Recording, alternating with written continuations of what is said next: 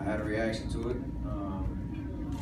You know, it's obviously frustrating to be fouling out fourth quarter of a clinching game and not being out there with my teammates. So it got the best of me, but I'll be all right for the next game. Herb said he was actually happy that you showed that emotion. I mean, do you think you're funneling this energy into, do you want to be angry going into game 7? Do you want your teammates to be angry? Do you want her to be angry? I mean, we have to show some fire for game 7. It's a great opportunity for us at home in front of our fans to, again, try to win a championship. So you're going to need some emotion and some grit and toughness for that game. I had some stuff I wanted to get off my chest tonight after the way the game went, and that was it. Time over here. You're feeling as you walked off, like you kind of maybe had a smile on your face that was ridiculous. The whole thing. I was just curious, what was it like making that walk up way back here? What were you doing in the locker room afterward? Thankfully, I didn't have much time and just sat in my chair. I'd never been ejected before, so it's a weird feeling. But it was just frustration and also kind of, like you said, I thought it was kind of hilarious the way that, the last 2 fouls and me blowing up kind of unfolded, and some of the things that were said out there. So it's just kind of, honestly, it is a long walk because you want to, you don't want to foul out, you don't want to get ejected, you want to be out there with your teammates. But I immediately kind of started thinking about game 7 and just, the opportunity. We got one game to win it all, and we got to take advantage of it. Tim Reynolds from the Associated Press. Steph, when you guys go 7-3 and obviously there isn't a whole lot of adversity in a season like that. I mean, it wasn't easy. You guys made it look easy, but it obviously wasn't. The adversity you guys are going through now, the frustration you talked about, can that fuel you almost, going into Sunday, or is it best pushed to the side and try to get ready for game 7 with a clear head? No, that's why we're in the finals. We were in adversity last series down 3-1 and had to run off 3 straight wins. So things haven't gone our way, despite how the regular season went.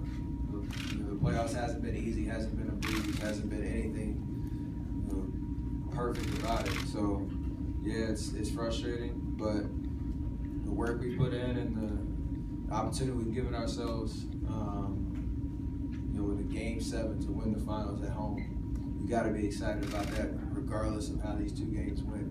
Obviously, we got to figure it out and make the necessary adjustments to slow them down a bit, get our offense going, so that we can, take advantage of our home court. But nothing about our playoff run has been perfect, and that's kind of the consistent thing right now. We got another opportunity on Sunday. The last 2 games, the Browns really controlled the game, both scoring and passing, and getting out in transition, creating opportunities for himself and other people. What has he been doing the last 2 games, and how do you get in front of him and try to keep him under control? He's playing great. He's doing things that are game-changing and make his team win. So he's been more aggressive, I think, shooting the ball. And we've had some breakdowns, but he's played well. There's no 2 ways around it. So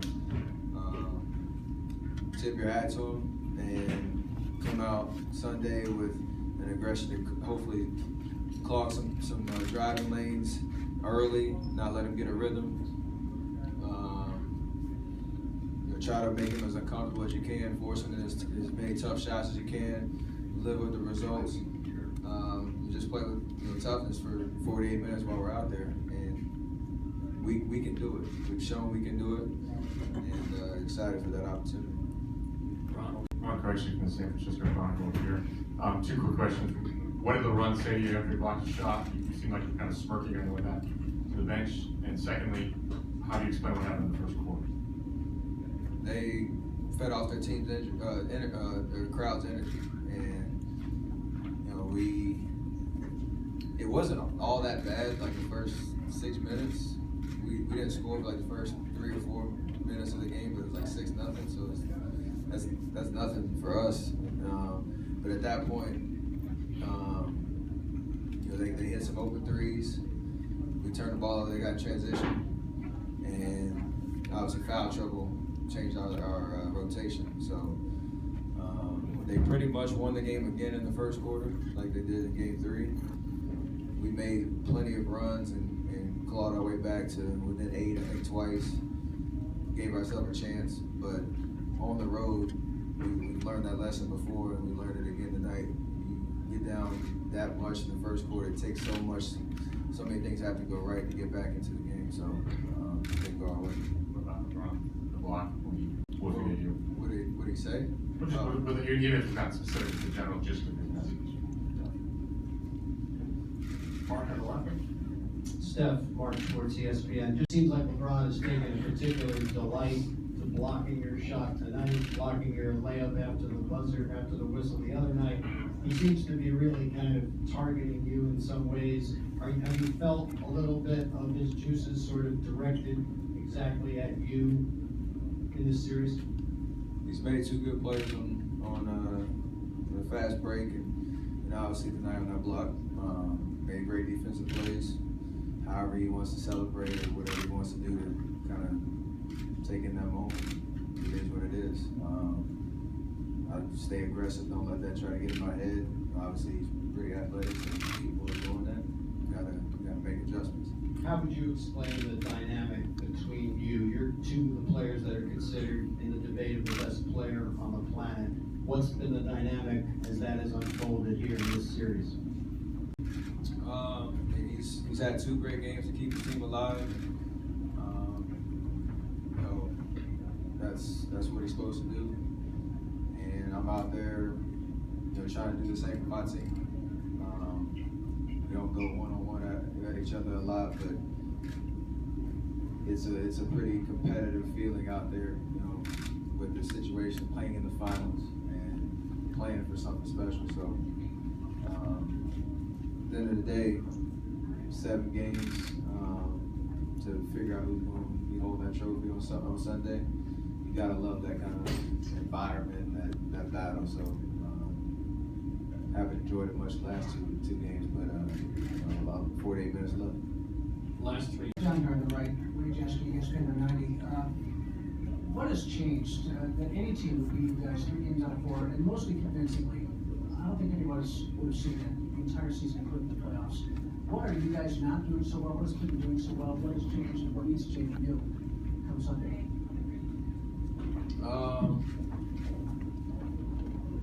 The last 2 games, obviously, having Draymond was different for us. Not an excuse for us losing, but different because of rotation and whatnot. And we kind of stalled down the stretch of that game offensively, and we haven't gotten enough stops in the last 2 games, consecutively to build momentum at any point in the game. So that's the biggest thing I think. The first quarter tonight, we did give ourselves the chance in that first 12 minutes, and game 5 at home, we just our defense didn't show up. So both of those kind of factors, how we start and how we defend, will determine game 7. Jeff, if I can follow that up. Struggling early, you guys seem to have found yourselves, rediscovered yourselves. It's the rest of the team that seems to be struggling. What do you got to do to get those guys going? Nothing. Everybody's got to stay confident, stay in the moment. Have confidence in themselves. All across the board, when you step foot on the floor, you be having a chance to impact the game. It hasn't gone our way the last 2. I like our chances in game 7 to have everything click at the right time and win this thing. Jeff? Cleveland has the momentum with 2 straight wins here. How collectively do you guys keep doubt from creeping into your mind? We know what kind of team we are, what we're capable of, what we've accomplished so far, and how together we are. We haven't splintered at all. I think we're more mentally tough than we've let 2 games knock our way, kind of put any doubt in our heads. So, like Coach said, we started the season in October, and said you'd be at home game 7 with a chance to win the NBA Finals. You gotta love that kind of opportunity, regardless of how it happened. Last one, we Steph, up front, Phil Barber, Press Democrat. Last quarter of Game 5, you guys really struggled offensively. First quarter again tonight. Do you feel like you got into any rhythm in the middle of this game that kind of helped you break out of that and might carry over to Game 7? Yeah, I think it's just a focus on not turning the ball over and setting better screens and moving, bodies better on the offensive end. The fourth quarter of Game 5, we didn't move at all. There was a lot of ISOs, but nobody was moving around the perimeter. And tonight, we just turned the ball over too much early and gave them runouts, and they're setting up their defense. Their crowd's into it, and it's just a bad situation. So those two things we have to clear up and understand, how we start the game 7, how we set the tone, and hopefully build momentum, and just keep it the entire game and bring that effort that it requires to win a championship. Thank you, Steph.